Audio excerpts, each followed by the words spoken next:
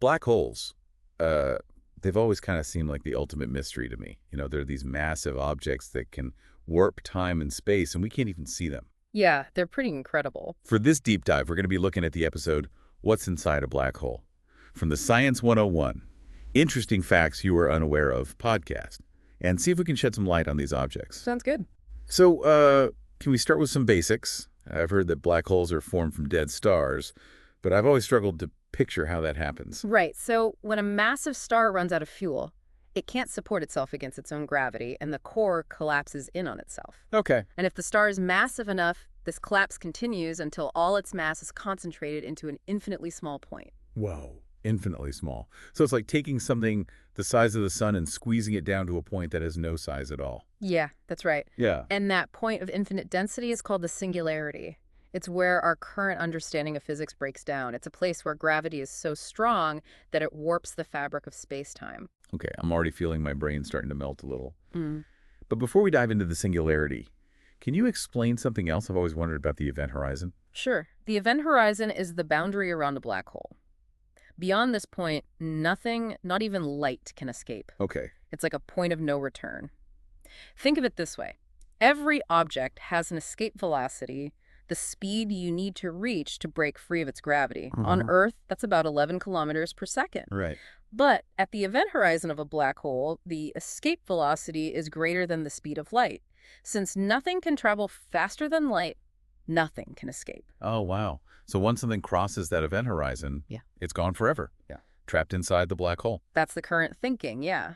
What happens inside the event horizon is still a mystery, but we can say with certainty that once you cross that boundary, there's no coming back. Okay, let's unpack that a bit more. I've heard that black holes can come in different sizes. Does the size of a black hole affect its event horizon? Yeah, absolutely. The size of the event horizon is directly proportional to the black hole's mass. So the more massive the black hole, the larger its event horizon. Right. And black holes can range in size from stellar mass black holes, which form from the collapse of a single star, to supermassive black holes, which are millions or even billions of times more massive than our sun. Oh, wow. So if our sun were to suddenly collapse into a black hole, would Earth get sucked in? That's a great question, and thankfully the answer is no. If the sun became a black hole, which it won't, it's not massive enough, its event horizon would only be a few kilometers across. The Earth would continue to orbit the black hole sun just as it orbits the regular sun, now albeit a much colder and darker sun. That's a relief. Yeah. So it's not like black holes are just roaming around gobbling up everything in their path. Not exactly. Their gravitational influence is strongest near the event horizon. The farther you are from a black hole, the weaker its pull. Okay, that makes me feel a little better. But I have to admit, the thought of something so dense with such immense gravity is still pretty mind-boggling. What would happen to an object, say a spaceship, if it were to fall into a black hole? Well, that's where things get really interesting. Remember how we talked about the event horizon being a point of no return? That's because as you get closer to the black hole, the gravitational pull becomes increasingly stronger. The spaceship would just keep accelerating faster and faster. Exactly. But here's the really weird part. As the spaceship approaches the event horizon, something called spaghettification occurs. Spaghettification. That sounds unpleasant. Yeah, it's not pretty. Yeah. Essentially, the gravitational pull on the front of the spaceship would be much stronger than the pull on the back. This difference in force would stretch the spaceship out, like pulling taffy, until it resembled a long, thin strand of spaghetti. Wow. I guess that's one way to describe it. Hmm. So the spaceship wouldn't just get crushed, it would get stretched out into oblivion. Exactly. And this spaghettification process would happen to anything that falls into a black hole, whether it's a spaceship, a planet, or even a star. This is all so fascinating, but I have to admit it's a little difficult to wrap my head around. It's like we're talking about a completely different set of rules for how the universe works. That's because, in a way, black holes challenge our understanding of physics and force us to reconsider our place in the cosmos. One of the things I find most intriguing about black holes is the way they distort time.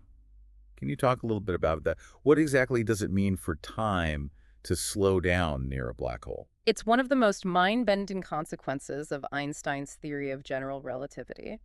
The theory states that gravity affects not only matter, but also time itself. Okay. The stronger the gravitational field, the slower time passes. And since black holes have incredibly strong gravitational fields, time slows down significantly near their event horizons. So if I were watching a spaceship fall into a black hole, it would look like it was moving slower and slower as it got closer to the event horizon. Exactly. And from the perspective of someone on the spaceship, time would feel normal to them. They wouldn't experience any slowing down. But to an outside observer, it would appear as if they were frozen in time. That's incredible. So it's all relative. Time is different depending on your proximity to the black hole. Precisely.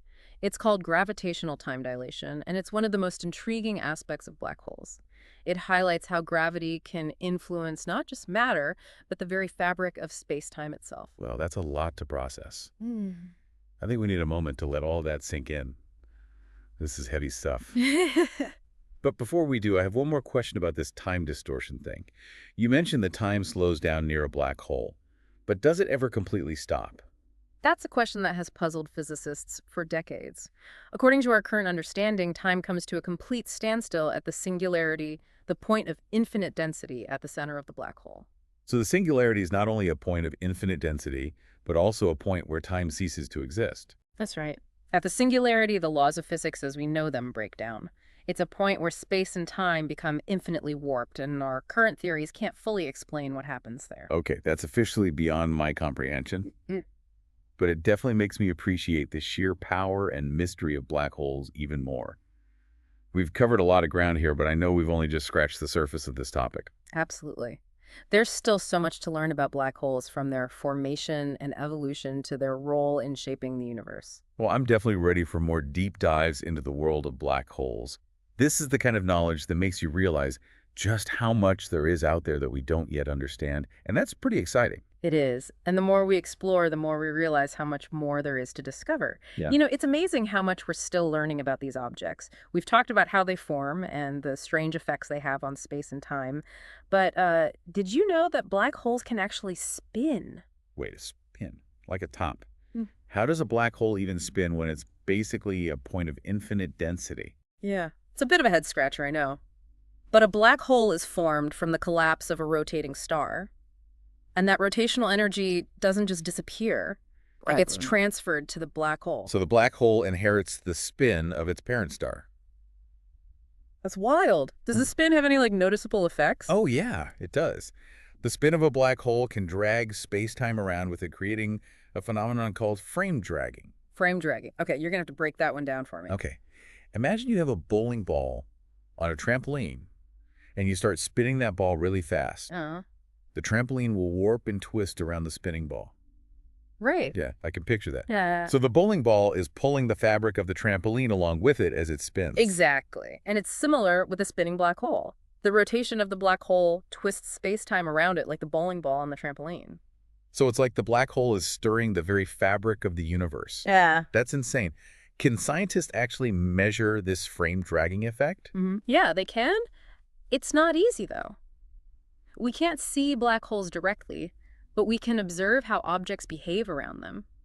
If an object is orbiting a spinning black hole, its orbit will be affected by this frame dragging effect. It'll kind of wobble in a peculiar way.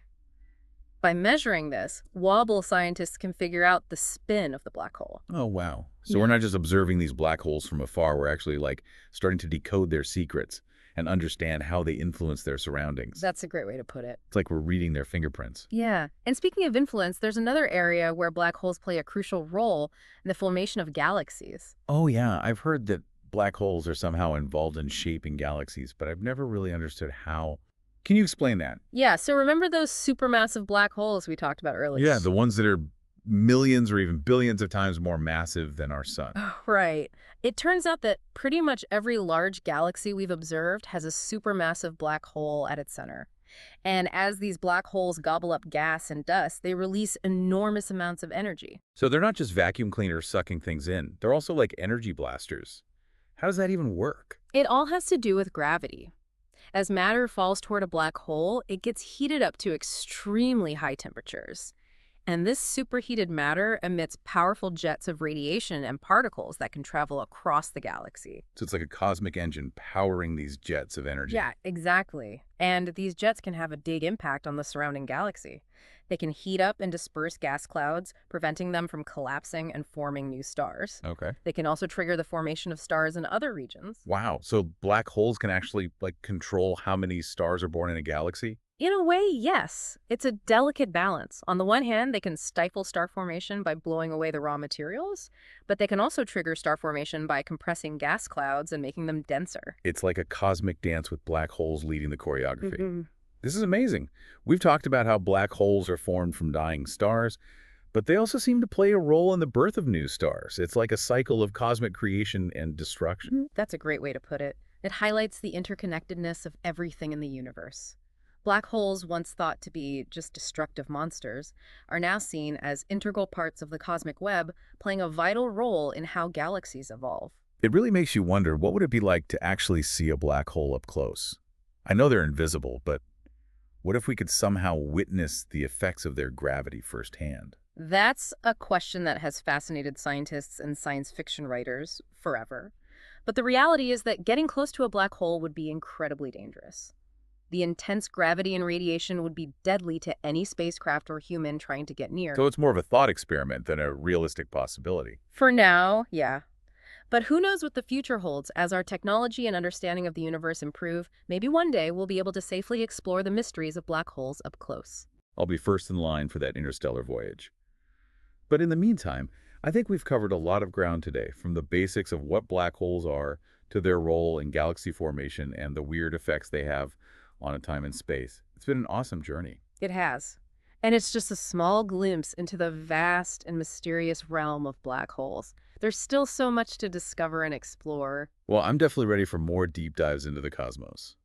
This is the kind of stuff that makes you realize how small we are in the grand scheme of things, but also how much there is out there to wonder about and try to understand. Absolutely. And the best part is that we're really just at the beginning of our journey of cosmic discovery. There are countless mysteries out there waiting to be uncovered, and who knows what amazing discoveries await us in the future. Okay, so we've talked about the basics of black holes, their crazy effects on time and space, and even their role in shaping galaxies. But what about the singularity itself? I mean, we've said that it's a point of infinite density where physics breaks down, but what does that actually mean? What's going on inside a singularity? Well, that's the big question, isn't it?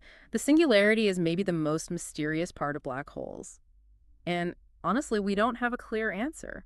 Our current understanding of physics just doesn't explain what happens at a singularity. So it's like a giant question mark at the heart of every black hole. Exactly. It's a place where our current models of the universe don't work. Some theories say that the singularity could be a gateway to another universe, or even a portal through time. Whoa, a gateway to another universe. That sounds like something straight out of science fiction. It does, but it shows how black holes can make us use our imaginations and really challenge how we understand reality. You know, it's funny. I started this deep dive talking about black holes as these powerful, mysterious objects, almost like cosmic monsters. It's true, they kind of have that reputation. But the more we learn about them, the more I see them as something totally different. It's like they're not just destroying things, but also creating and shaping the universe we live in. It's amazing how they can be both destructive and creative at the same time. Yeah, it really is. They might regulate star formation, but they also hold entire galaxies together, with their Yeah. gravity. Yeah, they're like the glue that holds everything together. It's amazing when you think about it, these objects that were once massive stars collapsing in on themselves, now they play this crucial role in how the universe works. Right. It's a perfect example of how destruction and creation are connected in the universe. Hmm. And it makes you think, what else are black holes hiding? What else can they teach us about gravity, time, and the universe itself? You know, as we've been talking about all of this, I've been thinking about how much what we think about black holes has changed over time. I remember as a kid reading about them and thinking they were these scary monsters that just destroyed everything. Yeah, But now they seem almost beautiful in a way. that's a good point. The more we learn about them, the more we realize they're more than just cosmic vacuum cleaners. They're a key part of the universe, and they play a vital role in its structure and how it changes. And they're still mysterious, right? I mean, we still don't really know what happens inside a black hole or if they're actually gateways to other universes. Definitely. Every new discovery seems to just create more questions, but that's what makes studying black holes so cool. Hmm. It's a process of always discovering, pushing the boundaries of what we know and challenging what we think about the universe. It really shows how much we still don't know about the universe. Well, We're only just starting to figure things out. Exactly. And who knows what we'll discover next? Maybe we'll even learn how to make tiny black holes in a lab someday. Wow, now that would be incredible. It would completely change how we think about physics and create new possibilities for space travel and energy. Yeah. Imagine being able to use the power of a black hole. It would be revolutionary for humanity. It's almost hard to imagine. And if there's one thing we've learned from this deep dive, it's that black holes are full of surprises. So to all our listeners out there, if you ever feel small or insignificant, just remember that there are these incredible objects out there, like black holes. They can bend time and space, hold entire galaxies together, and maybe even unlock the secrets of the universe. Just keep looking up at the stars and let your curiosity lead the way. There's a whole universe out there waiting to be explored. Well said. And that wraps up our deep dive into the amazing world of black holes.